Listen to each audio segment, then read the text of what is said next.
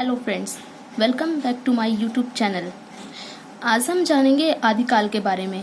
जैसा कि हम सब जानते हैं, अभी लॉकडाउन चल रहा है और इस टाइम पे पढ़ाई के नाम पे ही हमें बोरियत सी महसूस होने लगती है। पर लेकिन आप माने न माने, पर लेकिन ये हमारे लिए गोल्डन टाइम है।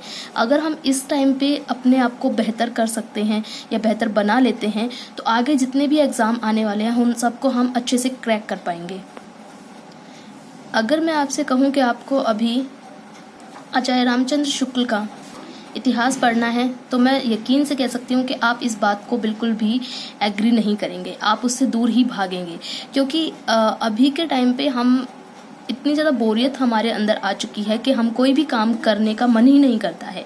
तो इसलिए मैं आपके लिए लेके आई हूँ आदिकाल के वो सभी ये मुख्य बिंदु जो मैंने आचार्य रामचंद्र शुक्ल के इतिहास से पढ़े हैं और जो बहुत ही ज़्यादा ज़रूरी हैं और एग्ज़ाम्स में अक्सर आते रहते हैं। तो ये वो मुख्य बिंदु हैं। क्योंकि आचार्य रामचंद्र शुक्ल की जो भाषा है वो बहुत ही क्लिष्ट भाषा है, बहुत कठिन भाषा है, जिसे समझने में बहुत ज़्यादा टाइम लग जाता है या तो कई बार वो समझ में ही नहीं आती है।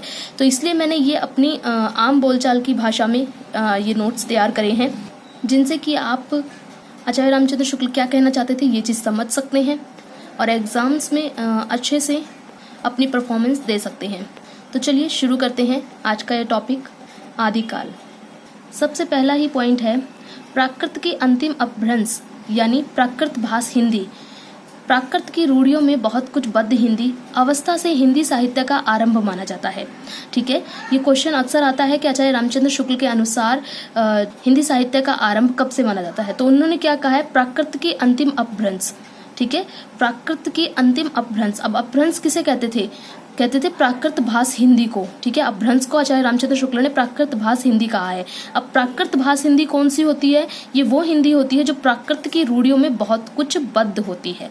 ठीक है, मतलब प्राकृत की रूढ़ियों में बहुत कुछ बंधी हुई होती है, ये वो हिंदी होती है। इसे हम प्राकृत भाष इसे आचार्य रामचंद्र शुक्ल प्राकृत भाष हिंदी कहते थे और प्राकृत भाष हिंदी वो किसे कहते थे, अपभ्रंश को कहते थे। ठीक है, अपभ्रंश कौन सी, प्राकृत की अंतिम अपभ्रंश अवस्था जो थी। ठीक है, तो यहाँ पे ये जो क्वेश्चन बनेगा वो जो आप आंसर देंगे उसमें ये भी हो सकता है कि प्राकृत की अंतिम अपभ्रंश अवस्था, ठीक है, या प्राकृत भाष हिंदी या प्राकृत की रूढ़ियों में बहुत कुछ बद्ध हिंदी। ठीक है, इन तीनों से ही हिंदी साहित्य का आरंभ माना जाता है। ये तीन ही पॉइंट इसमें आ जाएंगे। ठीक है, आगे देखते हैं। गाथा कहने से प्राकृत का बोध होता है, वैसे ही दूहा से अपभ्रंश का पद्य माना जाता है। ठीक है, जिस प्रकार गाथा कहने से प्राकृत का बोध होता था, ठीक है, जैसे जहाँ पे भी हम जो पहले के समय में काव्य भाषा थी, ठीक है, गद्य का जन्म बहुत बाद में हुआ, तो पहले के समय में दोहे वगैरह ही लिखे जाते थे। तो उस समय क्या होता था, गाथा होती थी, दोहा वगैरह नहीं होते थे, गाथा होती थी। ठीक है, तो जो गाथा कहने से पता चलता था कि ये प्राकृत का ये कह सकते हैं हम कि जो लिखा हुआ है, काव्यांश जो लिखा हुआ है वो प्राकृत भाषा का है, अगर उसे किसी ने गाथा कहा है। पर लेकिन उसी प्रकार अगर कोई दोहा लिखा है या दूहा लिखा हुआ है तो वो अपभ्रंश का पद्य माना जाता था। ठीक है, जो गाथा रूप में लिखा जाता था वो प्राकृत का होता था और जो दोहा या दूहा रूप में लिखा जाता था वो अपभ्रंश का पद्य माना जाता था। इसमें आप देखिए प्रश्न क्या बनता है कि गाथा कहने से किसका बोध होता है। ठीक है, या ये हो सकता है कि दोहा या दूहा से किसका बोध होता है, या अपभ्रंश का पद कब माना जाता है। इस तरह से कई प्रकार के क्वेश्चन इसमें से बन जाते हैं। आगे देखते हैं। अपभ्रंश के पद्यों का सबसे पुराना पता तांत्रिक व योग मार्गी बौद्धों की रचनाओं विक्रम 7वीं शती के अंतिम चरण में लगता है। ठीक है, अब इनमें ये क्या बोलते हैं कि अपभ्रंश के पद्यों का, अपभ्रंश जो बताया था इन्होंने, अपभ्रंश आप जानते होंगे, अपभ्रंश। ठीक है, अपभ्रंश के पद्यों का सबसे पुराना पता, ठीक है, कि सबसे पुराना पता मतलब कि सबसे आखिरी जो हम कहें कि सबसे पहले कहाँ से शुरुआत हुई, इस बारे में अगर हम बात करें तो ये कहते हैं कि अपभ्रंश के पद्यों का सबसे पुराना पता तांत्रिक व योग मार्गी बौद्धों, ध्यान देना, तांत्रिक व योग मार्गी बौद्धों की रचनाओं। ठीक है, यहाँ बौद्धों की रचनाएं बता रहे हैं, वो भी कौन से वाले बौद्ध, जो तांत्रिक और योग मार्गी थे। ठीक है, उनकी रचनाओं। अब रचनाओं का समय भी बता दिया इन्होंने, विक्रम 7वीं शताब्दी के अंतिम चरण। ठीक है, विक्रम 7वीं शताब्दी के अंतिम चरण में लगता है, यानी कि अपभ्रंश के सबसे पुराने पद्य जो हम देखें तो विक्रम की 7वीं शताब्दी के अंतिम चरण में मिले थे। ठीक है, जो कि किसके थे, तांत्रिक व योग मार्गी बौद्धों की रचनाएं थी जो कि। ठीक है, मुंज और भोज के समय संवत 1050, ठीक है, मुंज और भोज के समय, मुंज और भोज का समय भी बता रखा है, संवत 1050। अपभ्रंश या पुरानी हिंदी का प्रचार शुद्ध साहित्य या काव्य रचनाओं में भी मिलता है, ठीक है। अब मुंज और भोज कोई राजा थे, ठीक है, मुंज और भोज जो राजा थे उनका समय था 1050, संवत 1050। उस समय से हमें क्या अपभ्रंश या पुरानी हिंदी जिसे कहा गया था, ठीक है, अपभ्रंश या पुरानी हिंदी का जो प्रचार था वो शुद्ध साहित्य के रूप में भी मिलने लगा था, ठीक है। यानी कि जो पुरानी हिंदी या अपभ्रंश थी उसका आरंभ कहाँ से हुआ था, मुंज और भोज के समय से, यानी संवत 1050 से, ठीक है। ये काव्य या साहित्य की रचनाओं में आने लगी थी कि हिंदी साहित्य का आरंभ कहाँ से माना है, प्राकृत भाष हिंदी, यानी प्राकृत की सबसे अंतिम अपभ्रंश अवस्था, ठीक है। और यहीं पे इन्होंने अपभ्रंश या उसे भी पुरानी हिंदी ही कहा जाता था, अपभ्रंश या पुरानी हिंदी कहा जाता था उसे, वहां से इन्होंने बताया है। यहाँ पे इन्होंने सिर्फ अवस्था बताई है, कौन सी अवस्था से, और यहाँ पे इन्होंने राजा का नाम और समय का भी उच्चारण कर दिया है, ठीक है, कि कौन से समय से ये शुरुआत होती है। अब क्या बोलते हैं, इसीलिए आदिकाल संवत 1050 से संवत 1375 यानी भोज के समय से हम्मीर देव के कुछ पीछे ये हैं पीछे तक माना जाता है। अब इन्होंने क्या करा है, आचार्य रामचंद्र शुक्ल हर जगह जहां भी उन्हें पीछे मतलब जहां भी उन्हें बाद की बात बतानी होती है वहां वो पीछे शब्द लिख देते हैं, ठीक है, हम्मीर देव के कुछ पीछे यानी हम्मीर देव के कुछ बाद तक, ठीक है। तो यहाँ पे इन्होंने समय बताया कहाँ से शुरुआत हुई, किस समय से, इसीलिए आचार्य रामचंद्र शुक्ल इस आदिकाल का आरंभ कहाँ से मानते हैं, संवत 1050 से 1375, यानी अभी इन्होंने बताया था राजा भोज का समय था 1050, ठीक है।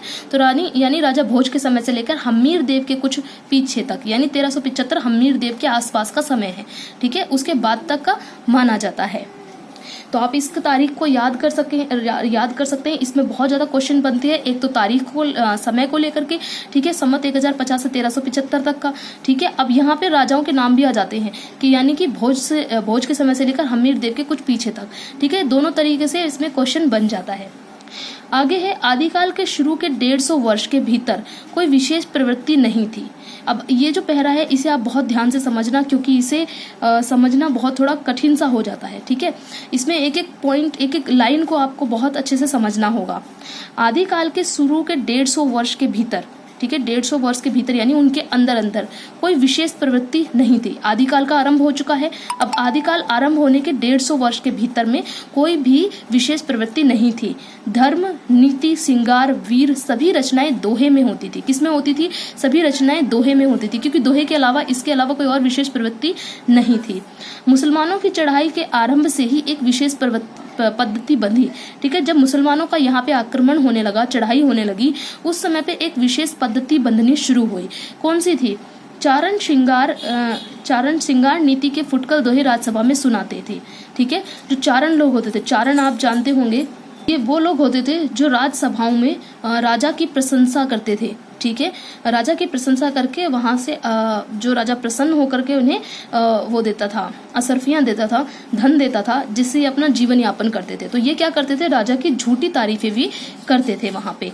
तो ये क्या करते थे? श्रृंगार के और नीति यानी कि राजनीति या फिर रणनीति जो होती है ना राजा की, दो तरह से ये लोग करते थे। एक तो श्रृंगारिक होते थे, ठीक है, उसमें रस हुआ करता था, ठीक है, लीलाएं वगैरह ये गाया करते थे। और एक होता था नीति, जिसमें ये राजा के युद्धों का वर्णन करते थे, युद्ध में उसकी वीरता का वर्णन करते थे, ठीक है। तो उसके फुटकल दोहे ये सुनाते थे राजसभा में।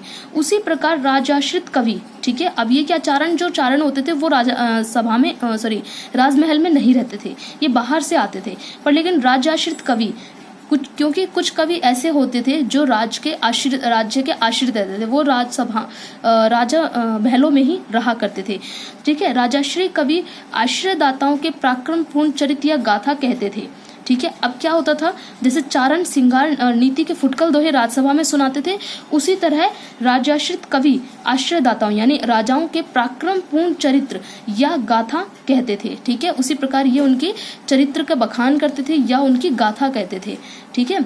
गाथा यानी कि उनकी कथा गाया करते थे कि उन्होंने किस प्रकार से कैसे कौन सा युद्ध करा, किस प्रकार से उन्होंने विजय पाई, ये सब उसमें कहा करते थे। यही प्रबंध परंपरा थी, ये रासो कहलाई। ठीक है। कौन सी प्रबंध परंपरा रासो कहलाई?